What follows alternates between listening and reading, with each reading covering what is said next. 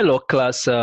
This is Dr. Frank Amankuna, and this is the video for section 2.1, part 1.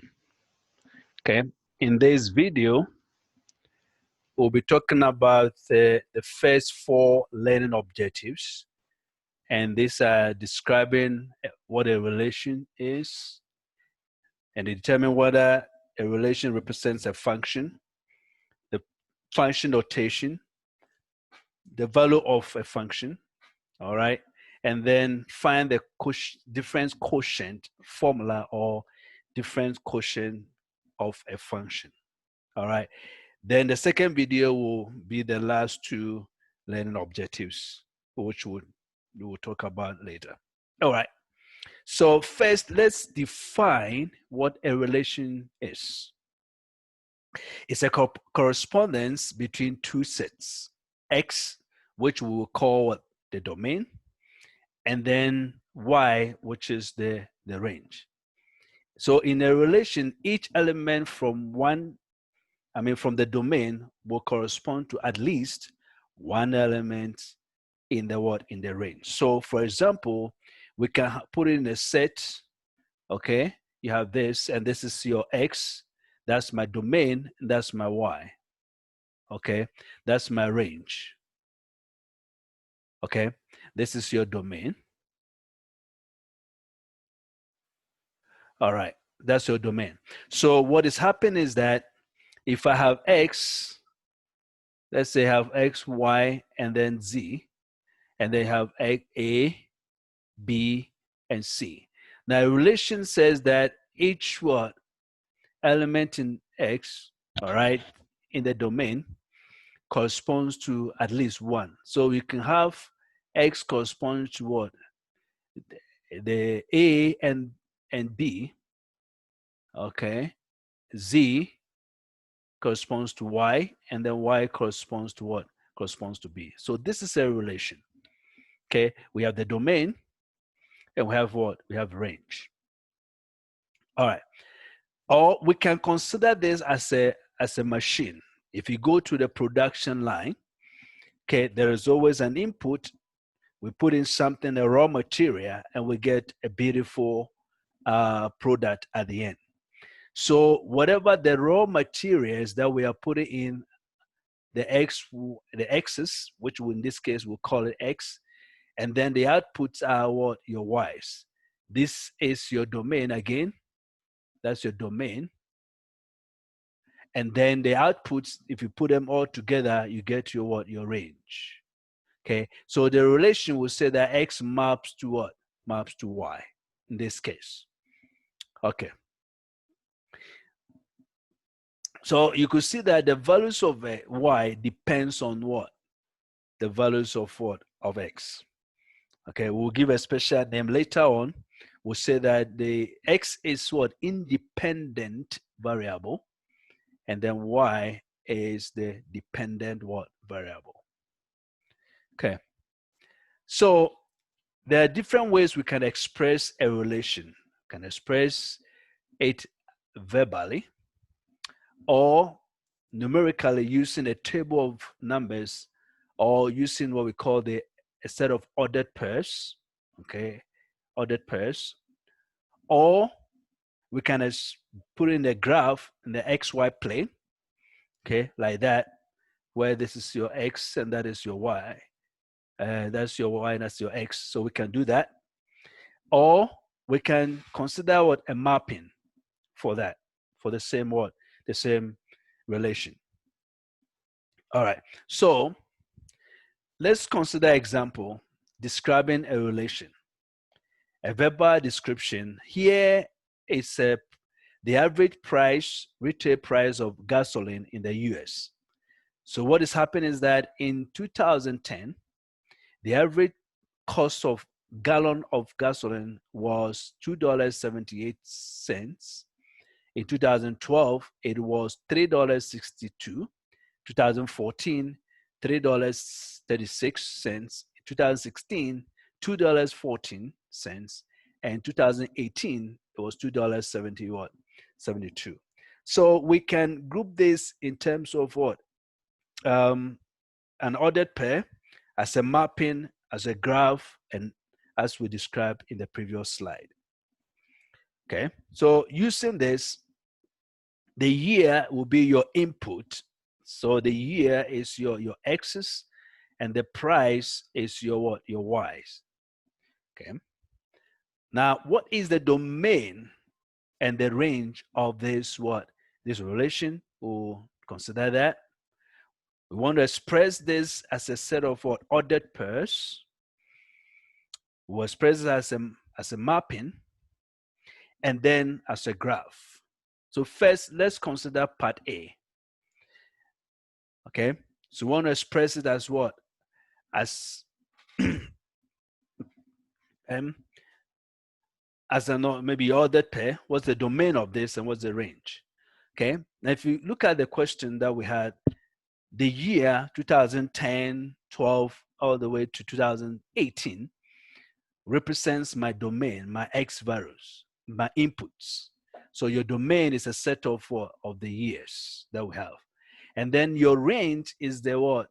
The set of the average cost of gasoline per gallon, okay, in those years.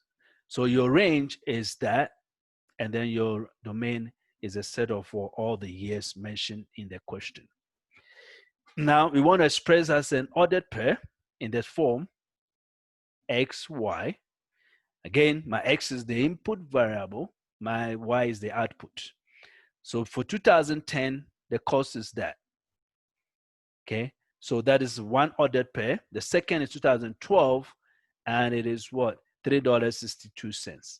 And all the way to what? 2018, the cost is $2.72. All right, so we can express the same verbal what? Relation in these forms.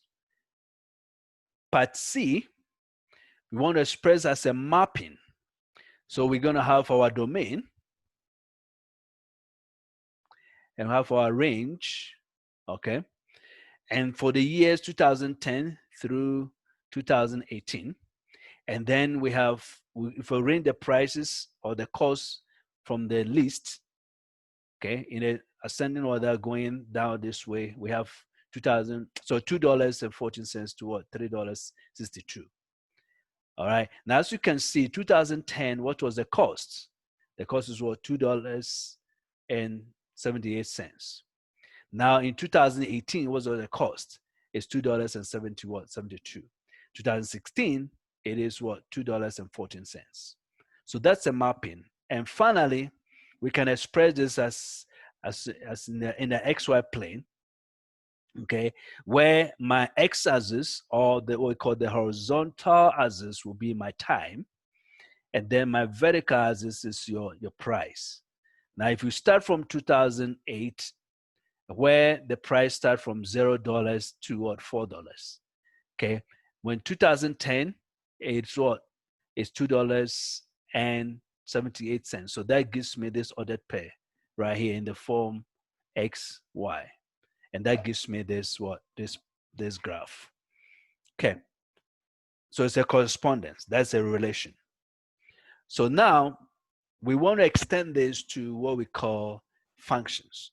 And that is throughout this chapter and subsequent ones, we'll be talking about functions in different forms, the graphs of functions, and so on. So let's define what a function is. So function is a relation. We want you to know that. Okay. Now remember, a relation says that every input, there is at least one output. But for a function, every input, there is exactly one output. So if you have X, that's the difference between them. A relation and then a function. A function is a relation, but not every relation is a function. Okay? Not every relation is a function, but every relation, so every function is what? Is a relation. All right. Now, so that is what we look at, this mapping, where you have your domain, that's your X, and then your range is your Y. Now, if it's a function, we said that every input, there is exactly one output. Even though I have this input, if you call this A and this is B, A and B have the same output, what, Y, but still each of them has exactly one output. So this represents what? A function. Okay, it represents a function. By the way, I'm going to use a shorthand fxn. In this class, if I write this, this means what? A function, okay? That is if I don't want to write the whole word function. All right. So another way to express this, give an example, determine whether a relation is a function. As we, from the definition, a function is what? That every input, there is exactly one output. So as you can see, this relation shows what? The correspondence between friends and the average number of steps per day recorded on their what? Pedometers. So Gabriela, how many steps? 4,610. Amanda, 9,908. So you could see that every input, X, there is exactly what? One output. Suppose I had Gabriela have these two. Then this is not a function because Gabriela has what? Two outputs. And that is a relation, but it is not a function. Okay. What's the domain? Domain is what? Or the set of what? The friends. And then the range is a set of the number of what? Steps, as we can see here. All right. So now, we say that's a function because each element of the domain corresponds to exactly one element in the range. Okay, here's an ordered pair. We want to determine whether this is a function or not. All right, so let us see. Remember a function, every input, X value, there corresponds exactly one what? Output. Now we can tell by looking at the, let's say the number 1 input. Okay, it has the output of 5. There's no other one that has another what? One doesn't have a different what? Value. So every input 1, 3, 5, and 9, they have what? Exactly one outputs, 5, 9, 1, and 2 respectively. So this is what? Is a function. So that's a domain. That's my range. So the domains are the what? The X inputs, the X values 1, 3, 5, and 9. The range is what? 5, 9, 1, and 2. But we can reorder it from the least to what? To the greatest. So this is a function because there are no ordered pairs with the same first element and different second what? Elements. So this ordered pair is what? Is a function. So now, what about this example? Is this set of what? Ordered pairs a function, or does it represent a function? Okay, so let us look at it. Does it represent a function? Let's see. Now, observe something. Look at -5. The output is what? 1. And -5 also, the output is what? -5. So the one input, -5, it has what? 2 outputs. This is a relation, but it is not a function. Okay, the domain and the range. But it is not a function because there are 2 ordered pairs, -5 and 1.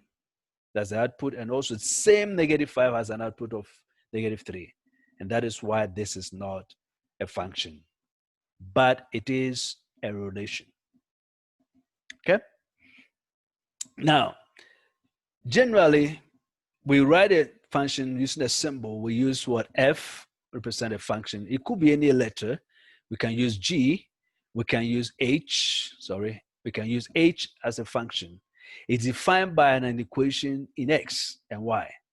So we say that the function F is given what? Implicitly. Okay. So implicitly, you can have something like, say, Y or say x plus y equal to what? Equal to 2. Or 2x plus 4y equal to 8. This is what implicit. Now, if you write it in the form when you solve for y and put it in the form y equal to something, this is what? Explicit. That's an explicit what? Form of a function. Okay. So now, as these are examples, each of these is what? An implicit form, and each of that is what? An explicit form. In other words, for each of them here, if you solve for y, you subtract -2 from both sides, so you have you're going to have y equal to 4 minus 2x, and we can write it as what? -2 plus 4, just like we see over here. Now, if you look at the last equation, implicit form here, if you solve for y, you divide both sides by what? By x. So you have x, y over x equal to 5 over x. The x's will cancel. That's why you have for y equal to 5 over x, or it's a function, it's in terms of what a variable x, the input is there, so that's why it's 5 over what? Over x. Well, now we are given an equation like this. This is y equal to 3x plus what? Plus, what form is this? This is what? Explicit. Okay. Explicit form of equation of a line. Basically, it's a linear function. Now, because it's written in the form y is equal to f of x. So does this relation, okay, this equation, is it a function? Now remember, every input should have exactly what? One output. So this relation means that for my input x, I multiplied by by 3, and then add 7 to it. For example, if x is equal to 1, which I have here, okay, if x is equal to 1, which is this, if x is equal to 1, what is y? Okay, y is equal to 3, and I put in what? 1, then I add what? 7. So this is equal to 3 plus 7, which is what? Which is 10. So for the input, if I put in an ordered pair, to be 1 what? 110. Okay, if x is equal to 0, what is y? What is y? Well, you have y is equal to 3 times 0 plus what? 7. So you get 0 plus 7, which is 7. So you have the ordered pairs 0, 1, and 7.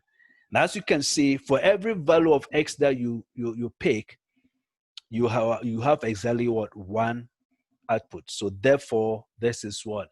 This is a function. Okay, and it's what? It's actually the linear function. We'll talk about that later. Now, we want to take other implicit what? Forms of equation of a line, and want to find out whether that equation represents a function or not. Now remember, to determine that, you have to write it in the what? In the explicit what? Form of equation of a line. That is, solve for what? Y. Okay, solve for y. So we pick that equation here, and then we solve for y. We have 6x plus what? 3y squared equal to 2. Now, if I want to solve for y, first thing is that I'm going to subtract 3x from both sides. Sorry, 6x from both sides. So you have what? This is what? There's 0 plus 3y squared is equal to 2 minus 6x. Okay, then you divide both sides by 3. Okay, so you have y squared is equal to 2 minus 6x divided by 3, which is the same as what? 2 over 3 minus 6x over what? 3. We can split it that in that form. So we have 2 over 3 minus 2 or 2x. So now we have what? Y squared is equal to 2 over 3 minus what? 2x. Okay, this goes into that is 2. Now, to solve for y, we take what? The square root on both sides. So your y is equal to, when you take a square root, this is plus or minus. So plus or minus the square root of what? 2 over 3 minus what? 2x. So for example, if x is equal to 0, what is y? We have y is equal to plus or minus square root of 2 over 3 minus what? 2 times 0. So let's solve what we get. So this is equal to plus or minus the square root of what? 2 over 3. So there are two values. You can see that for the input what? 0, there are two values. We have positive square root of 2 over 3 and then negative square root of 2 over 3. Now, because of this equation, it is not what? It is not a function. Not a function. Okay. All right. So what's the notation? As we mentioned, this is a function. I want you to know that if you write this f of x, does not mean, okay, does not mean that f times what? Times x. It is a name. So I can say that y is what? Say Frank of x. Or I can say y is what? George, or George of say t. It could be any variable in that. Okay, so I can write, say, okay, Frank of x is what? 2x plus 7. Or you can say George, okay, of t is equal to minus 2t minus 5. So in this case, my input is your t, and then this one, my input is what? Variable is x. Okay, so that's a function notation. It is not times, it is what? Is a name. So don't multiply that. Now, when we have this, when I write Frank x, the x is called, as I mentioned earlier on, it is called what? The independent, as we can see here, is what? Independent variable. And then the output, in this case, my y, or the George of t or Frank of x, is the what? The dependent what? Variable. Okay? All right. So, for example, let me erase what I have there. So that you can see.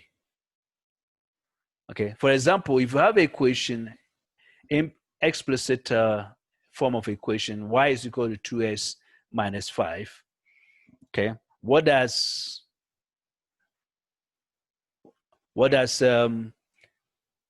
this mean? F of 1, what does it mean? Why did we get the negative 3? So f of 1 is 2 times whatever x is 1.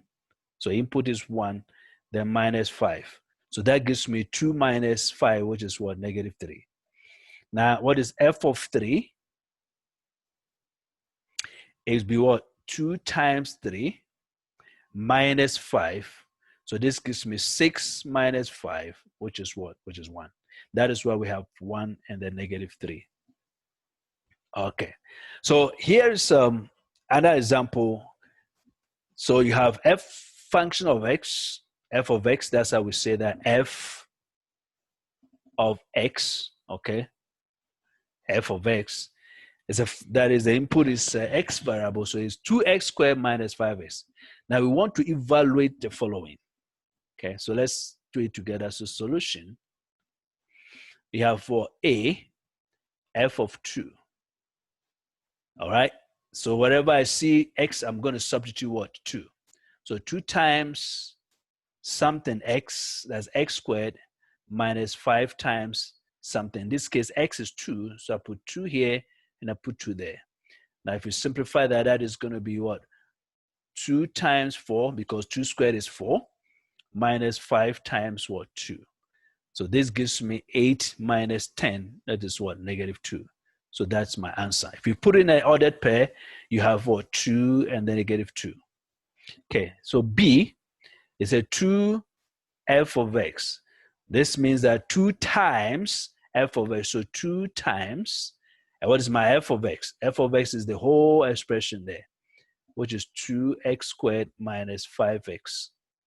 Giving us 2 times 2x is 4, 2x squared is 4x squared. And then 2 times minus 5x is what? 10x. So that will be your what? Your answer. Okay, now C, it is f of negative x. So that means that wherever I see x in this equation, I plug in what? Negative x. So we have 2 times x squared minus 5 times x. Now, wherever I see x, I'm plugging what? Negative x. So negative x. All right, when you square negative, you get positive. So then this becomes 2 times what? X squared, then minus 5 times minus x. So this gives me 2x squared. Now negative times negative is what? Positive. So this is plus 5x, and that will be your what? Your answer. Okay. Let's go to the D. Okay. All right. So D is the F. It says what? F. That is negative f times what? X. Now again, what's my f of x? It is what? 2x squared minus 5x. Okay, so it's negative of that. So that's negative of f. My f is this whole expression. So we put here 2x squared minus 5x. So then there's an imaginary one. If you like, can put 1 there. That doesn't change it. So negative 1 times 2x squared is negative 2x squared. Negative 1 times negative 5x will be positive what? 5x.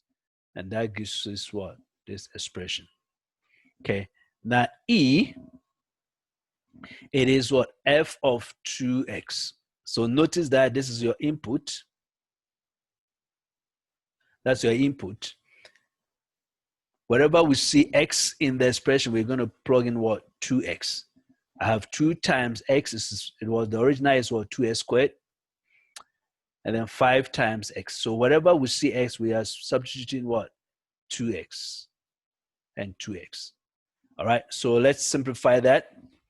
Now, if you have this is 2 times, this is 2x, x squared, excuse me, and they have 5 times 2x. Now, 2 squared is what? 4. So that is what? 4x squared minus 5x. Okay, 5 2x. So this gives us what?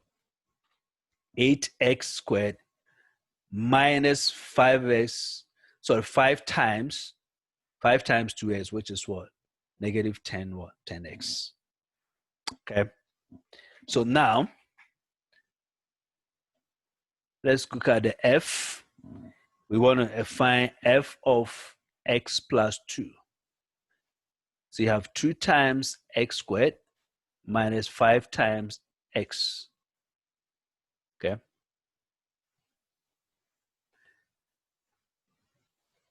Five times x. Now, what is my x? Look at it. I'm putting the whole expression, this one. So x plus 2, x plus 2. All right. Now let's take this expression and expand it. What is x plus 2 all squared? Okay. It is x plus what? 2. X plus 2. We use the what we call the FOIL from Math 96.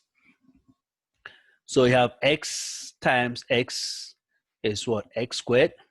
X times 2x. So 2 is what? 2x. Then 2 times x is what? 2x.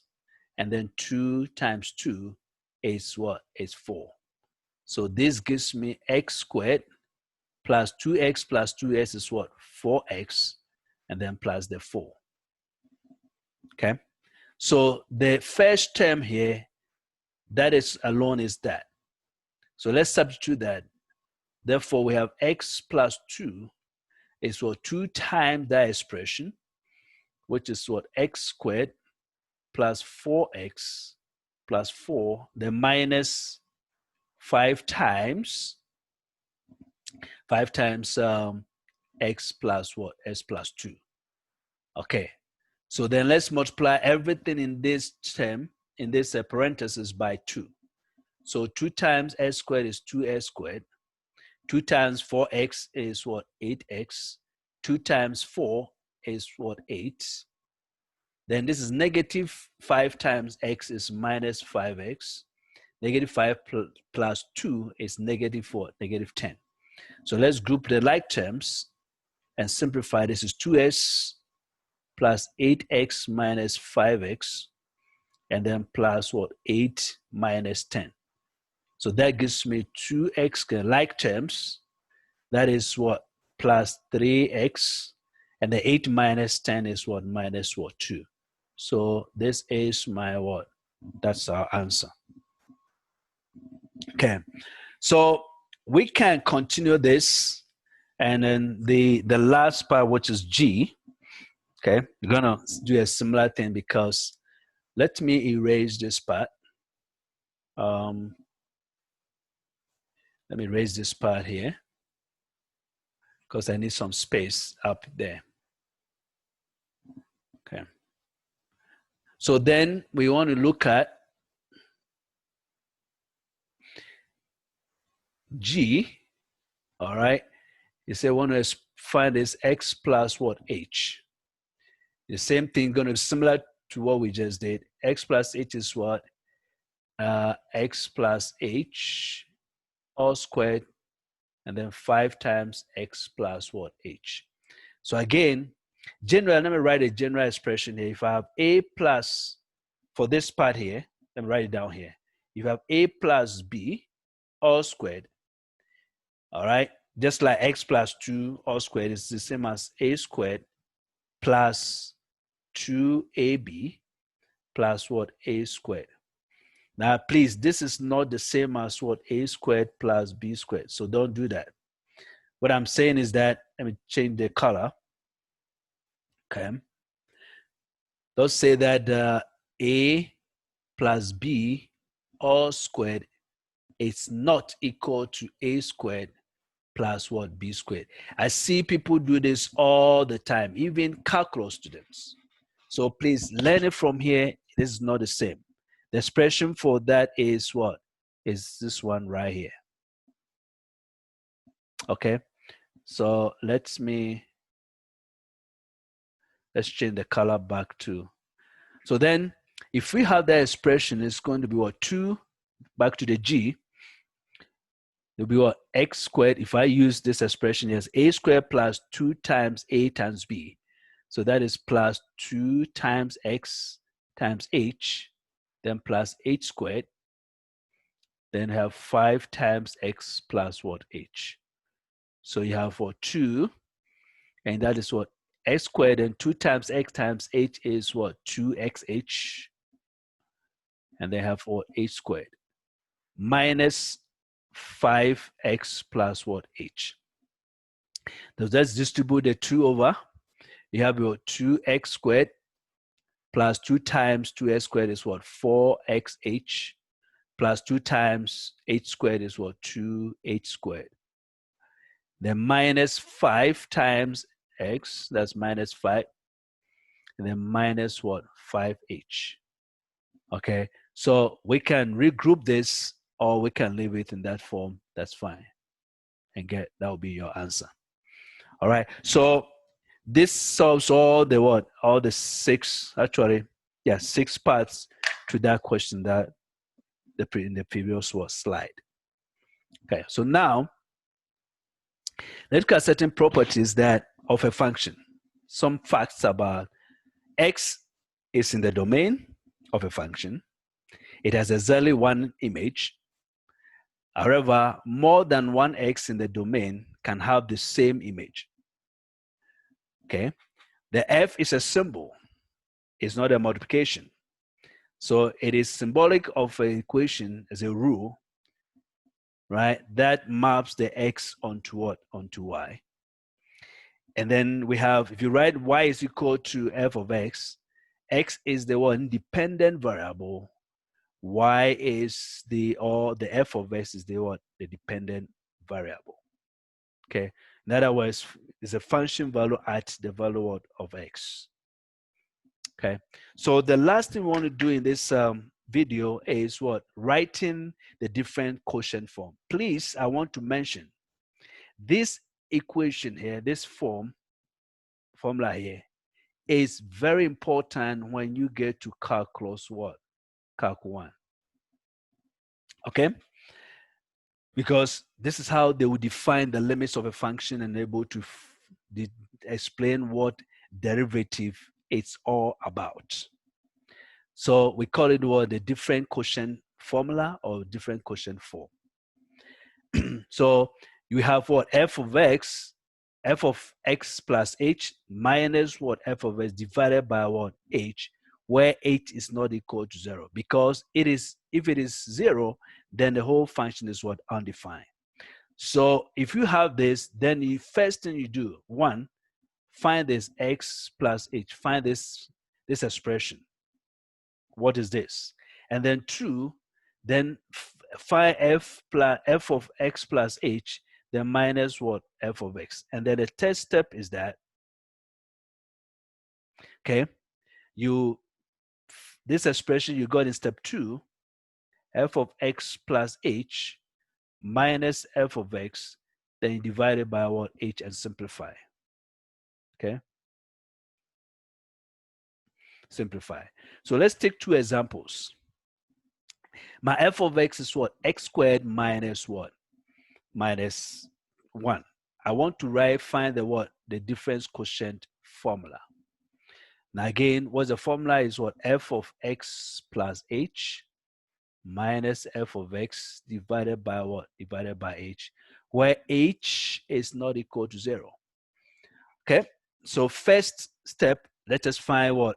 F of what? X plus h. Okay, this f of x is what? X squared minus 1. Now what is my x? In place of x, I substitute that. X plus what? H. Now, if you express that, if we expand that, you have what? X squared plus 2 times x plus 8, times h plus h squared, then minus what? This minus 1. Okay, so step 2, we have to find the expression for what? X plus h minus f of x. Now, what is my f of x? This is my whole f of x, which is what? X squared minus 1. So I take this expression, the result in step 1, and subtract f of x, which is x squared plus 2xh plus h squared minus 1, then minus my f of x. Okay, my f of x, which is what? X squared minus. See that I put that in parentheses because I have more than one term. I don't want to get confused because of the signs. Okay, so then let's remove the parentheses. Will give us x squared plus 2xh plus h squared minus 1, then minus x squared. 1 minus 1 times positive 1 is what? Negative 1 is positive 1. So you could see that some of the terms will cancel out. S squared plus s squared and minus s squared will cancel out. And then minus 1 plus 1 will cancel out. So this expression here is equal to what? 2xh plus what? H squared. So then finally, we do step 3. That is f of x plus h minus f of x divided by h. So we take this result here and divide by what? H. So this is equal to 2xh plus h squared divided by what? H. What would that give me? Will be what?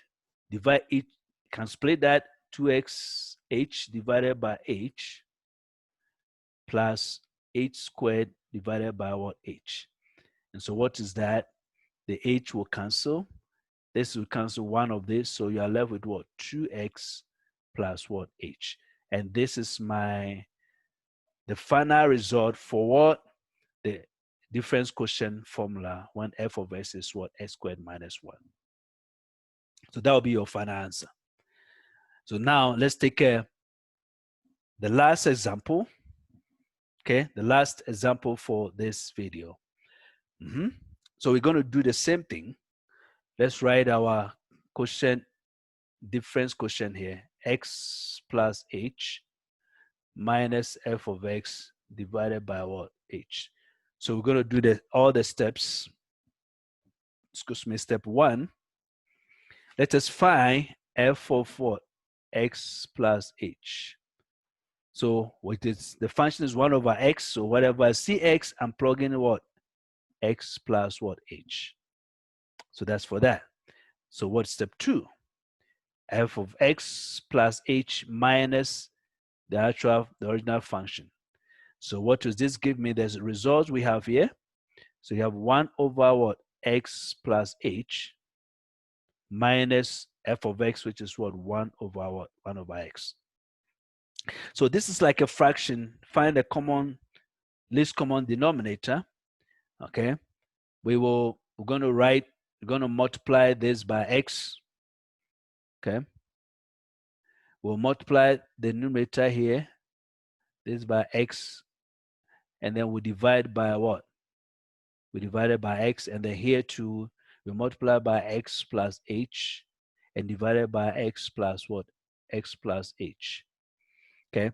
So then what's the common denominator? Is going to be what? The x times x plus h. So I'll write it as x times x plus h. Okay. Then what's the level of the denominator? Okay. This goes into that how many times? It's the same thing. So then the numerator is what? Just x. Then have minus there. This minus goes there. And then the numerator for that is what? X plus h. But you're going to put that in parentheses so because of the negative there. So when we simplify, we have x, the numerator, you have x minus h divided by x times x plus what? Plus h. Please don't cancel this out. Okay. You cannot say that, by the way, this goes away anyway. You have plus x minus x. Okay. So that expression is what? We are left with minus h divided by x times x plus what? H. Then step 3 says that we should divide that plus by what? By h. Everything divided by h. So what is that? We take this expression here and divide it by h. So we have minus h and then x times x plus h. Then we divide this whole thing by h, which can write it as h over 1. Okay, so we have minus h divided by x plus h. Okay, now if you are dividing fractions, you flip that, which is 1 over what? H. Now since this is multiplying, this h can close out that one. They have negative 1 times negative, positive 1 is what? Negative 1.